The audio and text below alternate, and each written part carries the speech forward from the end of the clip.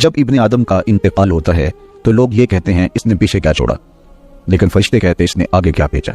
دنیا پہ اس موضوع پہ بات چھڑی ہوتی ہے، اس کی جائیداد کتنی، اس کے بنگلے اور کوٹھیاں کتنی ہیں، اس کا بینک بیلنس کتنے ہیں، کتنی فیکٹریاں چھوڑ کے گیا ہے۔ اخبار میں بھی آتا ہے کہ فلاں صاحب فوت ہو گئے اور اپنے ترکے میں یہ چھوڑ گئے، اپنی اولاد میں یہ چھوڑ گئے۔ تو یہاں یہ عنوان چھڑا ہوتا ہے کہ اس نے پیچھے کیا چھوڑا، لیکن فرشتوں کی مجلس کے اندر یہ عنوان چھڑا ہوتا ہے اس نے آگے کیا بھیجا۔ تو ہم نے یہ دیکھنا ہے کہ اس مختصر سی زندگی میں ہم نے آگے کیا بھیجا ہے۔ فرمایا ابن آدم کہتا ہے مالی مالی، میرا مال میرا مال۔ اس کا مال وہی ہے جو اس نے کھایا اور ضائع کر دیا، پہنا اور پرانا کر دیا، یا اس نے آگے بھیج دیا۔ یہ 3 مال اس کے ہیں، باقی اس کا نہیں ہے، باقی اس کے وارثوں کا ہے، اور وہ آنکھ بند ہوتے ہی ترکہ ہو جاتا ہے۔ اور یہ جو بہت بڑا نام تھا، بہت بڑی شناخت تھی، بہت بڑے عہدے اور منصب کا مالک تھا، یہ روح نکلتے ہی میت بن گیا۔ اب ہر کوئی یہ کہہ رہا ہے کہ میت کو اتنے بجے دفن کریں گے، میت کو غسل دیا جا رہا ہے، ڈیڈ باڈی ہاسپٹل میں پڑی ہے، ڈیڈ باڈی وہاں سے چل پڑی ہے۔ تو یہ عنوان چڑے ہوتے ہیں۔ تو اب کوئی نہیں کہتا کہ فلاں منصب دار اس کو غسل دیا جا رہا ہے، کوئی یہ نہیں کہہ رہا کہ فلاں عہدے دار کو جو ہے وہ منتقل کیا جا رہا ہے۔ تو سب سے پہلے اس کی شناخت چھین لی جاتی ہے، اس کا نام چھین لیا جاتا ہے۔ اب وہ میت بن گیا، وہ ڈیڈ باڈی بن گئی، اور اب رشتے ناتے، وہ سلسلے کہاں گئے، وہ جائیدادیں، وہ سب کچھ، وہ منصب سارے یہی رہ گئے۔ یہ تنے خاکی لے کے قبر میں اترنا ہے، اور چند گز کفن لے کے قبر میں اترنا ہے، اور وہ اعمال جو ہم پہلے آگے بھیج چکے ہیں وہ وہاں جا کے ہمیں وصول ہوں گے۔ اور اگر ہم اس جہان کے لیے یہاں پہلے کچھ نہیں بھیجا تو یہاں سے تو کچھ ساتھ نہیں لے کے جائیں گے۔ واحد لباس کفن ہے جس کو جیب نہیں ہوتی۔ اگر کوئی کسی کے کفن میں جیب لگا کے اس میں درہم، دینار اور ڈالر ڈال بھی دے تو پھر بھی وہ سکہ وہاں نہیں چلے گا۔ اس کی قبر کے اندر بہت سارے درہم و دینار، سونے اور چاندی کے ڈھیر بھی کچھ ساتھ دفن کر دیں تو پھر بھی یہ سکہ قبر میں نہیں چلے گا۔ وہاں اعمال کا سکہ چلتا ہے، وہاں صالحیت کا سکہ چلتا ہے۔ تو یہ ہم یہاں سے جو آگے بھیج چکے ہوتے ہیں وہ ہمیں وہاں جا کے وصول کرنا ہوتا ہے۔ تو میں اور آپ دیکھیں کہ ہم نے آگے کیا بھیجا ہے۔ مجھے پتا ہے میں آگے کیا بھیج چکا ہوں، اور یہ آپ کو بھی پتا ہے کہ ہم آگے کیا بھیج چکے ہیں۔ تو میرے رب کی یہ کرم نوازی ہے کہ حضرت انسان کو تنبیہ کر کے اس کو بتا رہا ہے تاکہ وہ غفلت کے دائرے سے باہر نکلے اور اپنی زندگی کا جائزہ لے۔ تو فرمایا وَلْتَنْظُرْ نَفْسٌ مَا قَدَّمَتْ لِغَدٍ، ہر جان یہ دیکھے اس نے آنے والے کل کے لیے آگے کیا بھیجا ہے۔ بعض بات ہوتا ہے کہ ہماری عبادتوں کا سرور باطن حظ نفس میں تبدیل ہو جاتا ہے۔ ہم سمجھ رہے ہوتے ہیں کہ یہ سرور آ رہا ہے، یہ سرور باطن نہیں ہوتا، یہ حظ نفس ہوتا ہے۔ آپ کوئی نیک کام کر رہے ہیں اور پھر اس کی نمائش بھی آپ ساتھ کر رہے ہیں تو اس سے آپ کے نفس کو ایک سرور ملے گا، نفس خوش ہوگا۔ وہ ایک پھول جھڑی کی طرح ہوتا ہے۔ ایسے آپ کو ایک نشہ آیا اور وہ آپ نے سمجھا شاید یہ میرے باطن کا سرور ہے۔ باطن کا سرور تو ایک بہت بڑی دولت ہے، وہ پھول جھڑی کی طرح نہیں ہوتا، وہ اندر طمانینت کو اتار دیتا ہے اور نفس کو نفس مطمئنہ بنا دیتا ہے۔ تو یہ جو لوگوں کی مدد کر رہے ہیں اور تھیلا ان کو آٹے کا دے کر کے 10 اخباروں میں تصویریں چھپوا رہے ہیں اور پھر اس کو دوستوں کے اندر شیئر کر رہے ہیں اور وہ ماشاءاللہ لکھ رہے ہیں، تو وہ حظ نفس ہے، وہ حظ نفس ہے، وہ حظ روح نہیں ہے، وہ قرار باطن نہیں ہے، وہ تسکین قلب نہیں ہے۔ تو عبادات کا ایک سرور ہے، ایک لطف ہے، حلاوت ہے، ایک مٹھاس ہے جو اہل ایمان کو حیات طیبہ کی صورت میں نصیب ہوتی ہے۔ تو جب عبادت کا روحانی لطف آنا شروع ہو جائے، جب ان کا سرور باطن نصیب ہونا شروع ہو جائے تو پھر سمجھ لینا کہ اللہ ہماری عبادتوں کو قبول کر رہا ہے اور ایک مطمئن اور پاکیزہ زندگی۔ اللہ اکبر۔ ارشاد فرمایا وَمَن يَتَّقِ اللَّهَ يَجْعَل لَّهُ مَخْرَجًا، جو اللہ تعالیٰ سے ڈرنا سیکھ جاتا ہے، اللہ تعالیٰ کے احکام کو بجا لانے کی کوشش میں لگ جاتا ہے، يَجْعَل لَّهُ مَخْرَجًا، اللہ اس کو مشکلوں سے، مصائب سے، آلام سے، تکلیفوں سے نکلنے کے راستے نصیب کر دے۔ زندگی مشکلات کا نام ہے، زندگی کوئی آسان نہیں۔ وہ کسی نے کہا تھا زندگی ہے یا کوئی طوفان ہے، ہم تو اس جینے کے ہاتھوں میں چلے۔ تو زندگی ایک مشکل مرحلہ ہے، لیکن جب بھی مشکل آتی ہے اللہ کوئی راستہ عطا کر دیتا ہے اور آپ کو آسانی سے اس مشکل سے نکال دیتا ہے۔ وہ مشکل آپ کے لیے ذلت کا ذریعہ نہیں بنتی، بلکہ اس مشکل کی کوکھ سے ایک راستہ نکلتا ہے اور جو ہے وہ روشنی پھوٹتی ہے۔ تو یہ ہے اللہ کی طرف سے تمہارے لیے ایک مخرج، اللہ تمہارے لیے ایک راستہ نکالتا ہے۔ تو یہ اس کا مقصوم ہے جو اللہ سے ڈرنے والا ہوتا ہے۔ وَيَرْزُقْهُ مِنْ حَيْثُ لَا يَحْتَسِبُ، اور اللہ اسے وہاں سے رزق دیتا ہے جہاں سے اسے گمان بھی نہیں ہوتا۔ اس کے لیے غیبی دروازے رزق کے کھول دیتا ہے، اس کی ضروریات اللہ اپنے کرم سے پوری کرتا ہے۔ اللہ سے ڈرنا سیکھ جاؤ، مشکلات آسان ہو جائیں گی، تکلیفیں آسان ہو جائیں گی، مشکلات سے نکلنے کے راستے کھلنا شروع ہو جائیں گے، آلام و مصائب کے پہاڑ راستے سے ہٹنا شروع ہو جائیں گے۔ یہ اللہ تعالیٰ جل شانہ کا یہ ایک نظم ہے۔ وہ 3 اشخاص کی کہانی تو آپ جانتے ہیں جو غار میں پھنس گئے تھے، پھر انہوں نے اپنے صالح اعمال کا وسیلہ اللہ کی بارگاہ میں پیش کیا اور پتہ سرکنا شروع کیا۔ تو اللہ فرماتا ہے کہ میں راستے نکال دیتا ہوں اور وہاں سے رزق دیتا ہوں جہاں سے اسے گمان بھی نہیں ہوتا۔ وَمَن يَتَوَکَّلْ عَلَى اللَّهِ فَهُوَ حَسْبُهُ، اور جو اللہ پر بھروسہ کر لیتا ہے اللہ اس کے لیے کافی ہو جاتا ہے۔ یہ ان لوگوں کا مقصوم ہے، ان لوگوں کی کہانیاں ہیں جو اپنی زندگی کو اللہ کے راستے پہ ڈال دیتے ہیں، اور وہ لوگ جو اپنی خواہشات کے بندے ہوتے ہیں اللہ ان کی زندگیوں کو تلخیوں میں مبتلا کر دیتا ہے، دولت کے وابس وہ اذیتوں میں زندگی بسر کرتے ہیں۔ ارشاد فرمایا وَمَنْ أَعْرَضَ عَنْ ذِكْرِي، جو میرے ذکر سے एराज करे, मेरी याद से मुंह फेर ले, मेरे बताए हुए अहकाम पर अमल करने की बजाय उनसे रूबरदानी करने का मिजाज पैदा कर ले। फ़इन्ना लहू मईशतन तंका, हम उसकी मईशत तंग कर देते हैं। जब आपके लिए मुश्किलें पैदा हो, मसाइब पैदा हो, तो उस वक्त हम देखें कि हमसे अल्लाह की कोई नाफरमानी तो नहीं हो गई। जब उसकी नाफरमानी होती है तो फिर आप पर मुश्किलात आती हैं, आपकी मशक्क़त तंग होगी, आपकी औलाद नाफरमान होना शुरू हो जाएगी, आपके मामले पेचीदा होने शुरू हो जाएंगे, लोगों से उलझाव पैदा होने शुरू हो जाएंगे, और मखलूक खुदा से आपकी दूरियां और जो है वो लोगों के दिलों में आपके लिए नफरत के जज्बात पैदा होना शुरू हो जाएंगे। ये दलील है कि आपसे कोई ऐसी बात होगी जिससे आपका रब आपसे नाराज है, और जब आपका रब आपसे राजी होता है तो आपके लिए राहें कुशादा होना शुरू हो जाती है, रास्ते खुलना शुरू हो जाते हैं। इसलिए मुश्किलात में अल्लाह ताला की तरफ रजू करें। कुरान मजीद में दूसरे मुकाम पे इरशाद फरमाया, मन काना फी हाज़िही आमा फहुव फिल आखिरति आमा व अदल्लु सबीला, जो इस दुनिया में अंधा रहा कल क़यामत के दिन भी वो नबी न उठाया जाएगा। दुनिया में अंधा रहने से क्या मुराद है? उसने अपने मकसद जिंदगी को ही न समझा। 60 साल की, 70 साल की, 50 साल की जिंदगी अता की गई। ये जिंदगी क्यों अता की गई है? वो मनसूबा बंदी इस दुनिया की जिंदगी के लिए तो करता रहा, सवेर से शाम तक, शाम से सवेर तक लगा रहा जी मैं अपना मुस्तकबिल ठीक कर रहा हूँ। 18, 19, 20 साल तक उसने पढ़ा, दिन रात मेहनत की, फिर उसके बाद डिप्लोमे किए, उसके बाद उसने हुनर सीखा, फिर कारोबार में आया, दिन रात एक कर दिया, खुशियां छोड़ी, शादियां छोड़ी, दोस्त छोड़े कि बस मैं अपना मुस्तकबिल बनाना है। 30 साल की जिंदगी में उसका मुस्तकबिल सीधा हुआ, 45 साल की जिंदगी में बीमारियों ने हमले कर दिए, 50 साल की जिंदगी में इंतकाल कर गया। 15 साल का मुस्तकबिल था उसका, जिसके लिए उसने जो है वो 35 साल 40 साल सर्फ किए। ये था उसका टोटल मुस्तकबिल। किसी का 20 साल का मुस्तकबिल होगा, किसी का 30 साल का होगा, लेकिन वो मुस्तकबिल को भूल गया जिसका एक दिन 50,000 साल का है। 50 साल का नहीं, 50-100 साल का नहीं, कुरान बताता है 50,000 साल का एक दिन, फिर ना खत्म होने वाली जिंदगी। मियां सिर्फ इस जिंदगी को मकसूद तो वो समझे जिसका आखिरत का अकीदा नहीं है, जो ये यकीन रखता है अल्लाह रसूल पर, उसको जो है वो कामिल यकीन है, और कुरान मजीद पर और हदीस तैयबा के बताए हुए ज़ाब्ते उसको मुस्ताज़र हैं, और वो जानता है कि आखिरत है, हम अमाल की जवाबदेही के पाबंद होंगे। ये दुनिया आखिरत की खेती है, बवाई का मौसम है, आखिरत कटाई का मौसम है, तो वो कैसे आखिरत से गाफिल रह सकता है? तो अगर वो इस दुनिया की जिंदगी को समझा ना और नाबीना रहा तो कल क़यामत के दिन भी नाबीना उठाया जाएगा। वह अदल्लो सबीला, ये भटका हुआ शख्स है जिसको मकसद जिंदगी से ही आगे ही नहीं है। हमें पैदा क्यों किया गया, हम आए क्यों? तो मियाँ हम इस दुनिया पर आए हैं तो हमारे आने का कोई मकसद था, मुद्दा था। उस मुद्दा को हासिल करने के लिए हमें दिन रात कोशिश रहना चाहिए, इस्तिग़फ़ार करें, तक़वे के खुगर हो जाएं, शुक्र करने की आदत डालें। जो शुक्र करते हैं अल्लाह ताला उनको और ज़्यादा अता फरमाता है। ऐसा दूसरों की परेशानियां दूर करें, अल्लाह आपकी परेशानियां दूर करेगा। बांटने का मिजाज पैदा करें, आपके पास जो भी है बांट दें, इल्म है तो बांटें, खुशियां हैं तो बांटें, आपके पास दौलत है तो लोगों के दुख उस दौलत से दूर करने की कोशिश करें। जब आप बांटना शुरू कर देंगे तो आपका रब आपको अता करना शुरू कर देगा। जो आपने दिया है, जो बांटा है, वो भी आपका नहीं था, वो भी तुम्हारे रब ने तुम्हें दिया था, लेकिन उसके बदले में जो अता करेगा, अल्लाह अकबर। किसी ने कहा कितना देना चाहिए, तो कहा अगर तुम गिन गिन के देते हो तो फिर ऐसे मिलेगा, अगर बेहिसाब देते हो तो वो भी बेहिसाब बताएगा।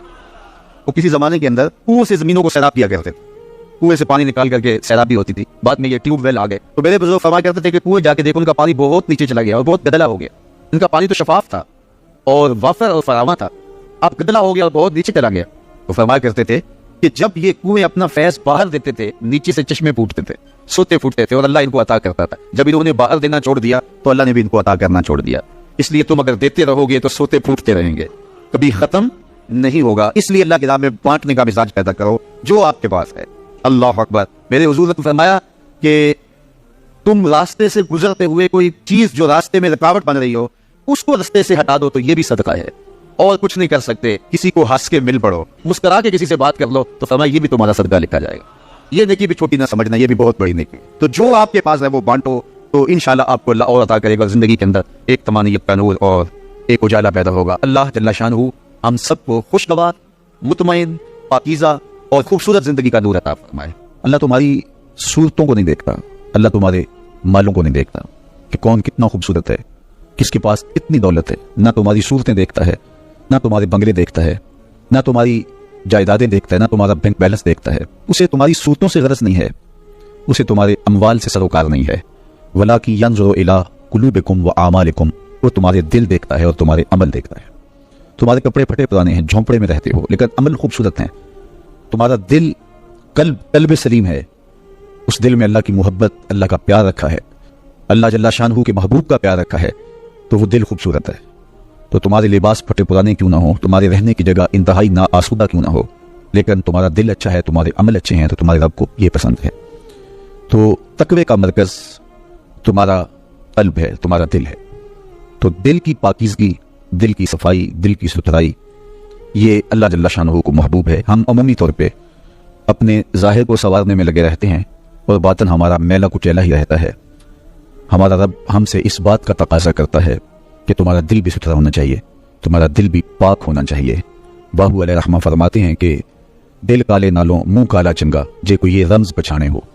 تو اصل تو پاکیزگی, طہارت, صفائی, عفت قلب کی ہے. تو اس لیے اللہ تعالیٰ جل شانہ نے مومنین کے قلوب کی پاکیزگی, طہارت اور صفائی اور عفت کا تقاضا اہل ایمان سے کیا ہے. اللہ جل شانہ نے بندوں کو جو عزت, وقار اور شہرت عطا کی ہے تو اس کا معیار تقویٰ کو قرار دیا. کون کتنا معزز ہے یہ اس کی دولت سے نہیں ناپا جا سکتا, اس کے قبیلے اور اس کے خاندان سے نہیں جانچا جا سکتا, اس کے لباس سے آپ یہ اندازہ نہیں کر سکتے کہ یہ معزز شخص ہے. کسی شخص کا کسی قوم سے تعلق ہے وہ اس کی عزت کا ظرف نہیں ہے. ان اکرمکم عند اللہ اتقاکم, تم میں سے معزز وہ ہے جو متقی ہے, جو پرہیزگار ہے. دیکھیے ابو لہب قریشی النسب تھا, لیکن خوبصورت ہونے کے باوجود, عالی مرتبت نسب رکھنے کے باوجود آج بھی اس پر لعنتیں برس رہی ہیں.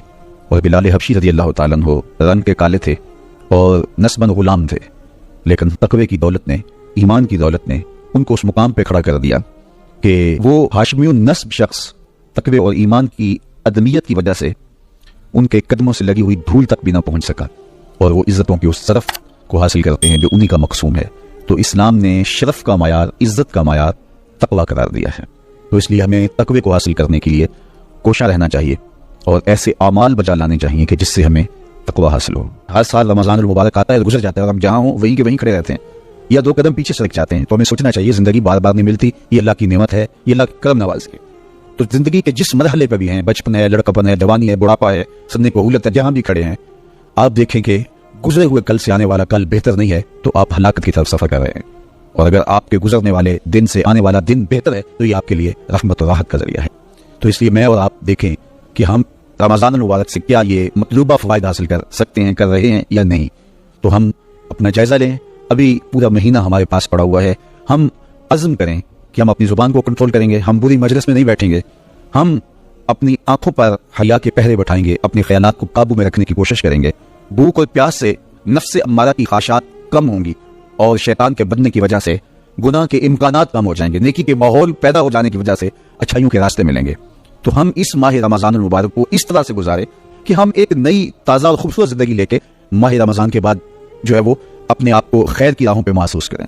یہ ایک اللہ تعالیٰ نے ہمارے لیے ایسا مہینہ رکھا ہے جس میں ہم عصر نو اپنی زندگی کو مرتب کرتے ہیں. ایک نیا ٹرینڈ سیٹ کرتا ہے یہ مہینہ, اور یہ ماہ مبارک ہماری زندگی کے اندر جو ہے وہ ایک نظم پیدا کرتا ہے.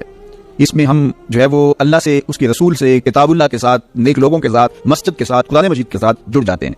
اور اگر ہم اس کے اندر پورا خلوص اور پوری للہیت کو شامل کر کے اپنے آپ کو سنوارنے کے پورے عزم کے ساتھ اللہ سے توفیقات مانگتے رہیں گے تو پھر ہم اس سانچے سے ایک ستھرے, پاکیزہ اور خوبصورت انسان بن کے نکلیں گے.